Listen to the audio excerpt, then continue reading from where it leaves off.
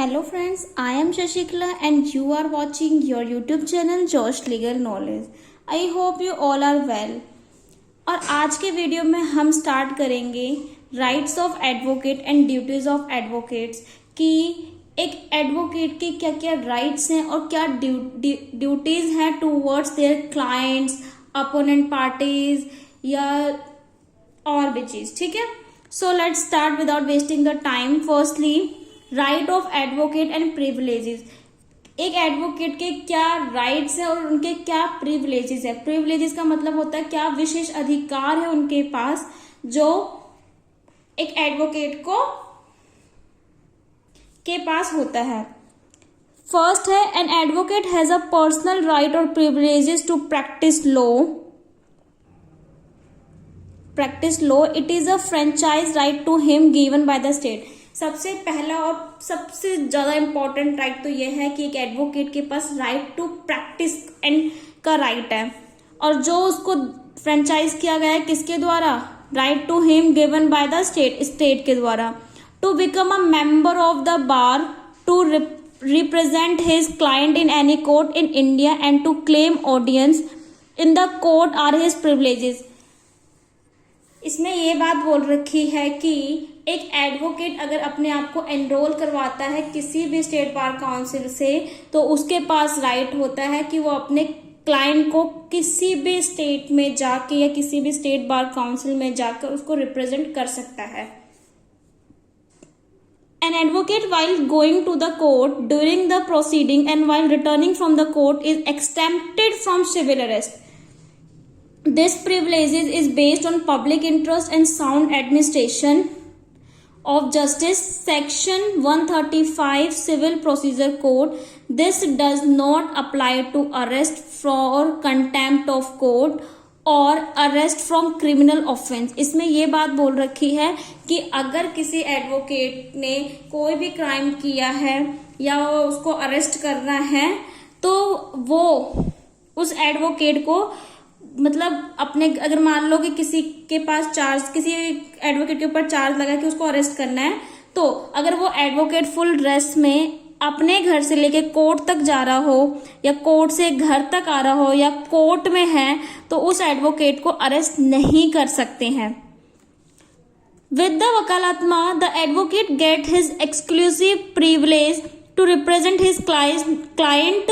No other advocate can take up that case up without his consent. इसमें ये बता रखा है कि सभी एडवोकेट के पास उसका वकालतनामा होता है और अगर वो वकालतनामा किसी भी केस पे प्रिफर करता है तो उस वकालतनामा को कोई और एडवोकेट प्रेजेंट नहीं कर सकता है. An advocate is eligible to be appointed as a magistrate, munsif, or a judge of the High Court or the Supreme Court, or as an Advocate General of Attorney General for India, etc. एक advocate जज भी बन सकता है high court का, supreme court का, district court का, या वो मुंसिफ, मजिस्ट्रेट या एडवोकेट जनरल भी बन सकता है.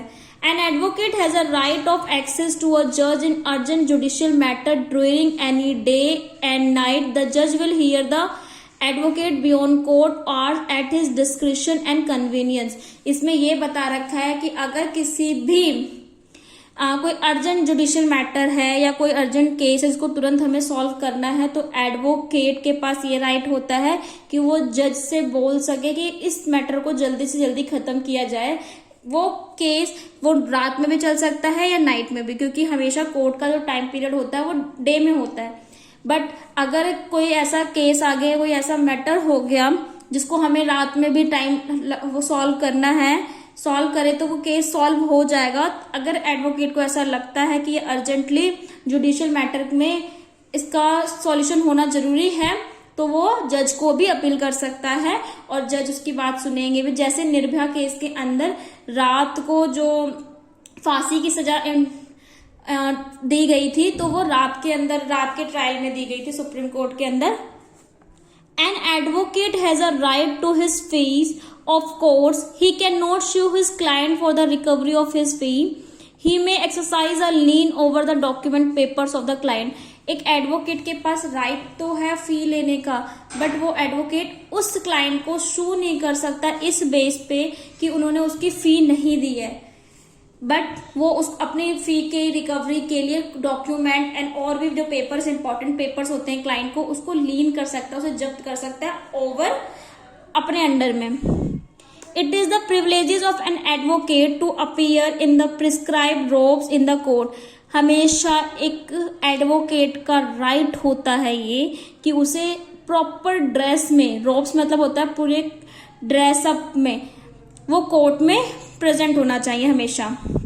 Through an advocate, though an advocate is not allowed to have any engagement except law, the Bar Council of India has in its code of ethics allowed an advocate to engage himself in various।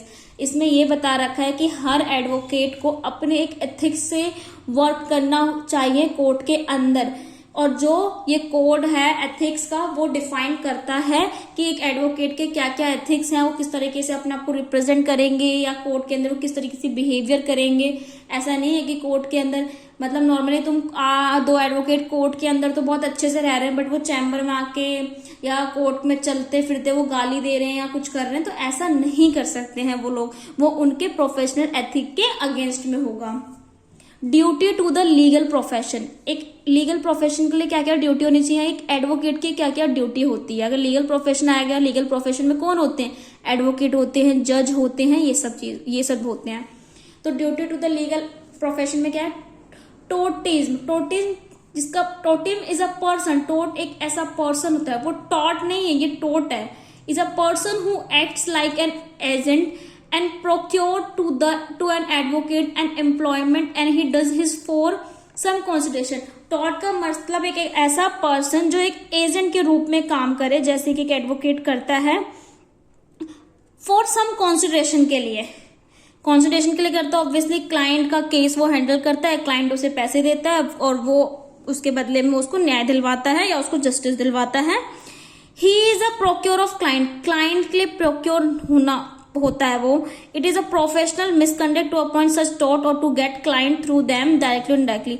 अगर वो किसी client को पैसे दे के खरीदता है कि हाँ आप आ जाओ डायरेक्टली और इनडायरेक्टली कैसे भी, कि मैं आपका केस हैंडल कर लूंगा, ये कर लूंगा, वो कर लूंगा, या कोई भी क्लाइंट किसी एडवोकेट को खरीदता है तो वो मिसकंडक्ट होगा। एक एडवोकेट अपने आप एडवर्टाइजमेंट नहीं करवा सकता है। The general rule of professional etiquette is that an advocate should not advertise in any media to get business for him, any such advertisement amount to unprofessional conduct. एक advocate अपने उस चीज को, अपने प्रोफेशन को एडवर्टाइजमेंट नहीं करवा सकता, पर ऐसा नहीं है कि वो बोर्ड नहीं बनवा सकता। आपने मोस्ट ऑफ देखा होगा हर चैम्बर के बाहर या वैसे भी नॉर्मली आपको कहीं पर भी दिख जाता है बोर्ड लगा हुआ कि the bar council of India, ये जो एडवोकेट है ये हाई कोर्ट का एडवोकेट है, इसने प्रैक्टिस करते, मतलब जो भी एडवोकेट है, बट उस एडवर्टाइजमेंट के ऊपर ये लिखी नहीं होनी चाहिए कि उसकी फी ये है या इस केस में वो इतनी फी लेता है या एसेस ऑन। वो ये लिख सकता है कि हाँ ये जो एडवोकेट है पर्टिकुलर केसेस को हैंडल करता है, जैसे क्रिमिनल केस को हैंडल करता है या फैमिली केसेस को हैंडल करता है या सिविल केसेस में प्रॉपर्टी से रिलेटेड, इंश्योरेंस से रिलेटेड केसेस को हैंडल करता है। ये सब उस चीज में मेंशन कर सकता है, but not mention the amount of that cases. Traffic in litigation, litigation में ट्रैफिक नहीं करना चाहिए किसी भी एडवोकेट को। नो एडवोकेट शुड डायरेक्टली और indirectly resort to traffic in litigation. The objective is to curb the litigation tendency in public interest such as traffic in litigation is an unprofessional conduct। किसी भी litigation के time पे कोई भी advocate traffic ना करे, उस चीज को बहुत टाइम तक रोके ना, भीड़ ना करे उस चीज को। कोई मतलब बहुत सारे एडवोकेट्स ऐसे भी होते हैं जो उस चीज को काफी कंटिन्यू चलता रहता है क्या, जिससे क्या होता है कि उन जो भी पार्टीज होती है या जो क्लाइंट्स होती है उसको न्याय नहीं मिलता, क्योंकि ट्रैफिक लिटिगेशन के अंदर इतना ट्रैफिक है जिसके चक्कर में लोग जो अच्छे एडवोकेट है वो आगे नहीं आ रहे। फॉल्स सर्टिफिकेट्स नहीं लगा सकता। एक filing false certificate by an advocate of the receipt of fee to obtain a promissory note और a bond for fees in unprofessional. जब आप बैंकिंग लॉ के अंदर प्रॉमिसरी नोट पढ़ोगे और किसी बॉन्ड के बारे में पढ़ोगे तो आपको समझ में आएगा, बट अभी इतना जान लो कि कोई भी फॉल्स डॉक्यूमेंट या फॉल्स सर्टिफिकेट नहीं लगाएगा advocate. Negligence, willful negligence or carelessness of the advocate in appearing and conducting the case of his client, failure to communicate the decision of the court to the client or its proceeding etc. are example of misconduct। अगर willful इच्छा मतलब उसको knowledge है सब कुछ और उसके बावजूद भी वो चीज को नहीं कर रहा है या केयरलेसनेस कर रहा है उस काम को या क्लाइंट के किसी भी केस को वो सही से रिप्रेजेंट नहीं कर रहा है जानबूझकर, तो वो एक मिसकंडक्ट का एग्जाम्पल है और ये उसे नहीं करना है। उसकी ये ड्यूटी है कि वो हर काम को सही से करे, बात नेग्लिजेंसी के थ्रू ना करें। 7th क्या है, appearing for opposite party. No advocate should directly or indirectly take up the case of the opposite party. This applies in case of appeal also. Similarly, he should not betray the confidence the client has reposed in him. कोई भी advocate directly या indirectly opposite party के case को नहीं लेगा जब तक appeal नहीं की जा रही है और कोर्ट उसको नहीं बोल रही लेने के लिए, तो वो नहीं लेगा। ड्यूटी टू अपोनेंट, अपोनेंट की क्या ड्यूटी होनी चाहिए, एक एडवोकेट की ड्यूटी क्या होनी चाहिए अपोनेंट पार्टी से। And as an advocate belong to the noblest and the highly esteemed legal profession, he should be fair to the opposite party. एक एडवोकेट की जो पोजीशन है या जो प्रोफेशन है वो बहुत नोबलेस्ट और हाईली एस्टीम्ड लीगल प्रोफेशन है जो सबको न्याय दिलवाता है।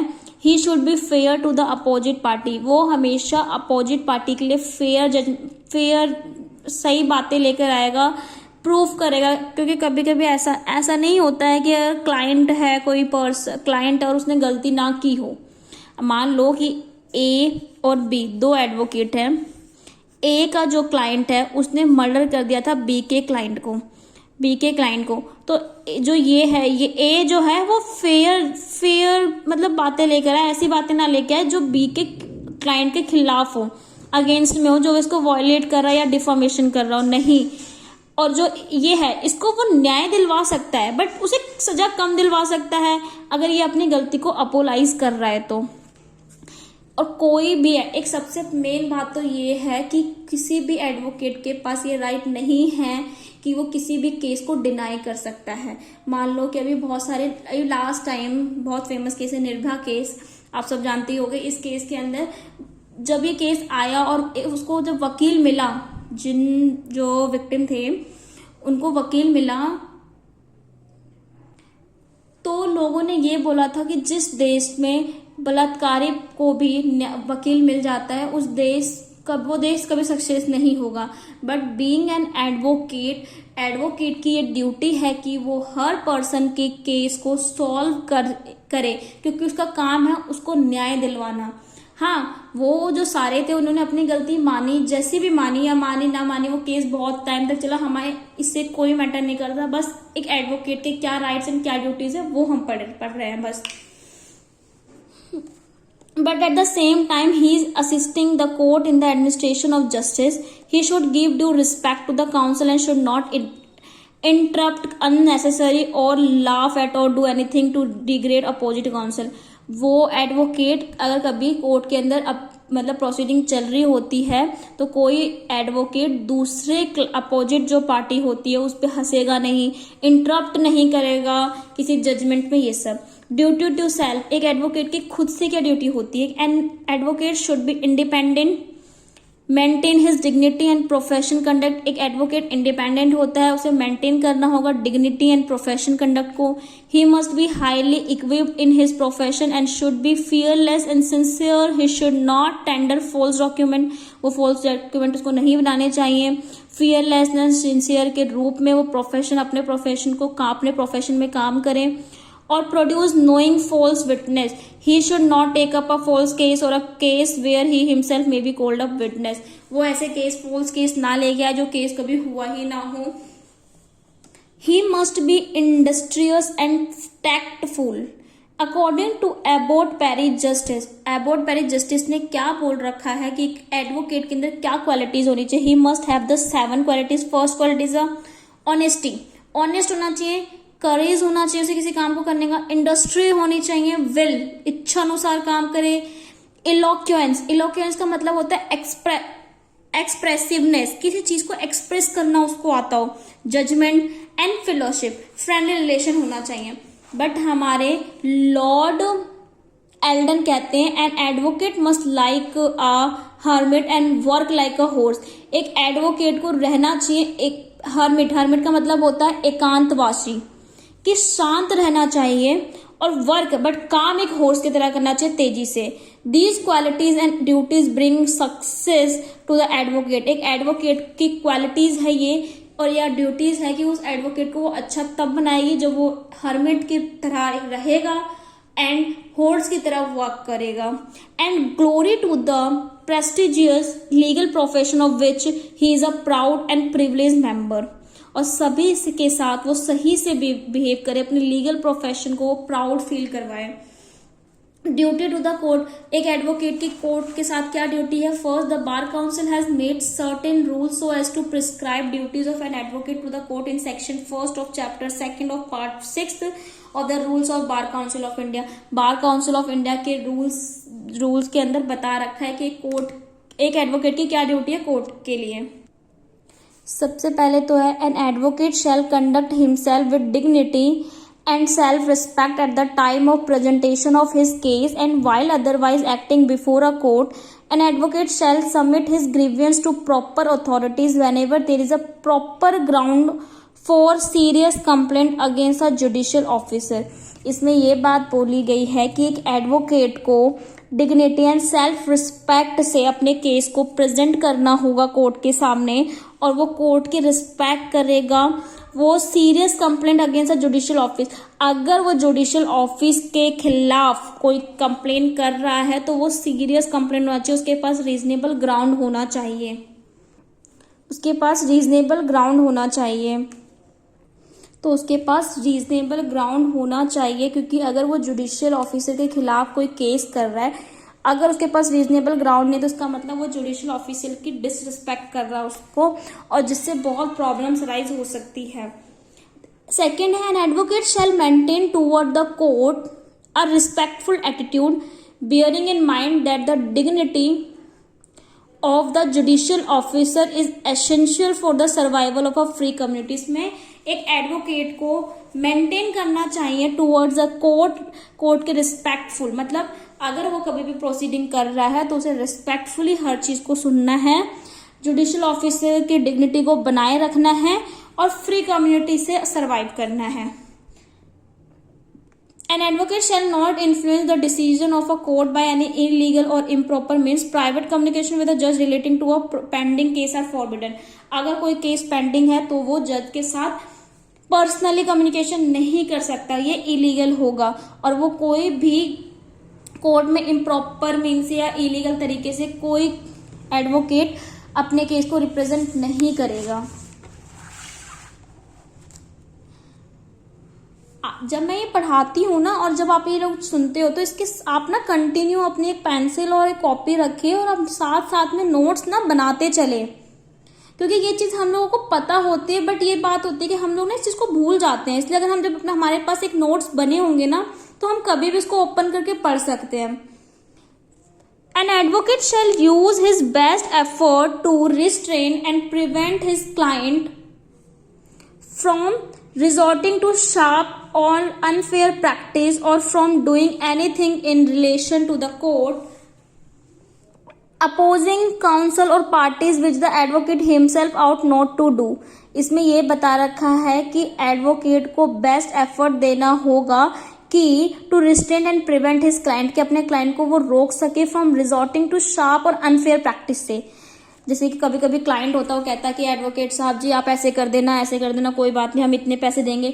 तो एडवोकेट का ये राइट है, एडवोकेट की ड्यूटी है कि वो बेस्ट एफर्ट दे, वो क्लाइंट की बात ना सुने, वो अनफेयर तरीके से प्रैक्टिस ना करे। An advocate shall refuse to represent the client who persist in the improper conduct। वो उस क्लाइंट को रिफ्यूज कर सकता है जो उसे ये परसिस्ट करता है कि वो इम्प्रॉपर तरीके से उस प्रोसीडिंग को चलाए। An advocate shall not consider himself a mere mouthpiece of the client। एक एडवोकेट ना क्लाइंट के कहते हैं यहाँ पर बोला ना mere mouthpiece of the client, कि क्लाइंट जो कहता है उसके अकॉर्डिंग ना चलने वाला एडवोकेट होना चाहिए। एडवोकेट की ड्यूटी है कि वो किसी भी क्लाइंट को वो एडवाइस कर सकता है, पर क्लाइंट के एडवाइस से या क्लाइंट के कंसल्ट से वो उस केस को प्रिफर नहीं कर सकता या उस केस को उस तरीके से प्रोसीडिंग में नहीं लेके आ सकता जिस तरीके से उसके क्लाइंट ने बोला है, अगर क्लाइंट ने अनफेयर तरीके से बोला हो तभी। And shall exercise his own judgment in the use of restrained language in corresponding, avoiding scurrilous attack and pleading, and using intemperate language during argument in court. और कोर्ट में उसकी ड्यूटी ये भी है कि वो intemperate language को use ना करे कोर्ट के आर्ग्यूमेंट्स के टाइम पर। An advocate shall appear in court at all time only in prescribed dress and his appearance shall always is presentable. एक एडवोकेट को हमेशा कोर्ट के अंदर जो होगा तो उसे प्रिस्क्राइब ड्रेस ही पहनना होगा, वो अपने आप को एज अ एडवोकेट ही प्रेजेंट करे हमेशा कोर्ट में, कोर्ट की ही ड्रेस पहने हमेशा। An advocate shall not make appearance, act, plead और practice in any way before a court, tribunal और authority mention in section 30 of the advocate act 1961 if the sole or any member therefore is related to the advocate as a father, grandfather, son, grandson, uncle, brother, nephew, first cousin, husband, wife, mother, daughter, sister, aunt, niece, father-in-law, mother-in-law, son-in-law, brother-in-law, daughter-in-law, sister-in-law, for the purpose of this rule, court shall ban a court, bench or tribunal in which above mentioned relation of the advocate is a judge, member or the presiding officer.